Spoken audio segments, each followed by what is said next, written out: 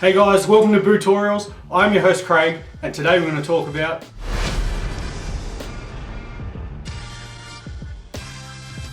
easily the thing that I get the most questions and emails about is how to get wide feet to fit into ski boots. There are a few different ways we can approach this, so before you get crazy and just run out there and try and buy the widest boot you can find, let's take a closer look at what you can do to solve this problem. Step 1. What type of wide foot do you even have? Is it broad all over with a high instep and chunky ankles? Or perhaps you only have a wide forefoot and you're narrower in the back? Do you even have a wide foot at all? The only way you're going to figure this out is if you go ahead and measure your feet. Now I've already made a video on how to do this, so go check it out, and I want you to become a lot more familiar with what you've got on the end of your legs. Step 2. And step 2 is all about supporting and stabilizing your foot on a footbed. Now a footbed is going to be a crucial element for anyone with wide feet. What can happen when your foot is not supported is that it can start to splay out and do what's known as pronating. Now this action forces all that foot pressure outward and into the side of the boot shell, and this can cause quite a lot of foot pain. Now, it is the #1 reason that many people mistakenly think they have a wide foot or that their ski boot is too narrow for them. But with some arch and heel support, this is what gets you balanced inside of your boot. We support your stance completely, and we're preventing this action of all that pressure being forced outward. Now with these two things sorted out, and we have established that you do indeed have a wide foot, we can now look at what your options are for boots. So your first option is to choose a wide-lasted ski boot right from the outset. Really pay close attention when you are looking to finding a boot that just has a very similar overall shape to your foot shape. Now this helps significantly because it just allows your foot to be secured in its most natural position rather than fighting against it. Now nearly every boot brand will have a wider fitting option, and these will most commonly be labelled as 102 to 104 millimeter lasts. Now keep in mind with these wider boots that they are generally combined with higher volumes. So these are more suited to someone that does have a broad foot throughout. Now with any luck, that's where a lot of you guys will find success. A wide-lasted ski boot with a similar shape to your foot, combined with a good supportive footbed underneath your feet, and you will be comfortable.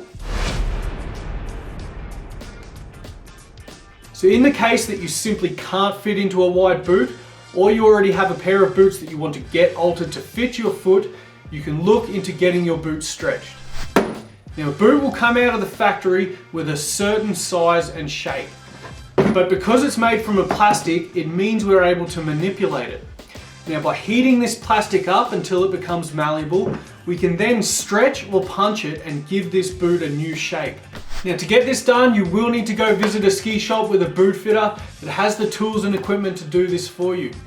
It's not usually an expensive operation. You can expect to pay about 50 to 100 bucks to get a boot stretched. Now it is something that most stores will include in their service if you purchase the boots from them. Now this can be the fastest and most accurate way to get the results you need.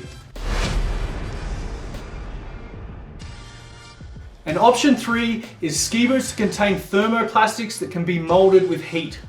Now you've probably already heard of heat moldable liners, as they've been around forever, but this is taking it a step further by having the ability to mold the outer plastic of the boot shell as well. Now we are seeing this permeate through more and more boot models each year, and it really is great technology. The 4 main brands that are utilizing this is going to be Salomon with their custom shell, Atomic with their memory fit, Head with their form fit, and Fisher with their vacuum fit. Now besides Fisher's being a little bit more intensive, the other 3 are quite simple processes. So the boot shells are placed into an oven and brought up to a desired temperature till they become moldable. At the same time, we're usually heat molding the liner, and then we step you back in liner footbed into the boot shells, and this plastic will then expand and conform to your foot shape. Now with Fisher's little bit more intricate system, they are then using vacuum to assist in this molding process. Now like anything, it does have its limits, but it is a very effective way of altering fit. Now it can really lessen the workload or even the need to see a specialist, and provides an exceptional closeness of fit. For someone that just has a wide foot up front, it can be as simple as a quick mold and you're completely set.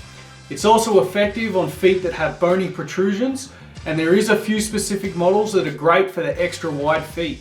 And that's really it. Now with this information, I hope you can now start steering yourself into the right direction. Now do go check out my other videos, because this will just help make these options a whole lot clearer. Also the tactics on how you can manage your ski boots for the best comfort. Don't forget to subscribe while you're there. I hope you're getting some great skiing done lately wherever you are in the world. Thanks for watching, stay rad, be a patriot, signing out.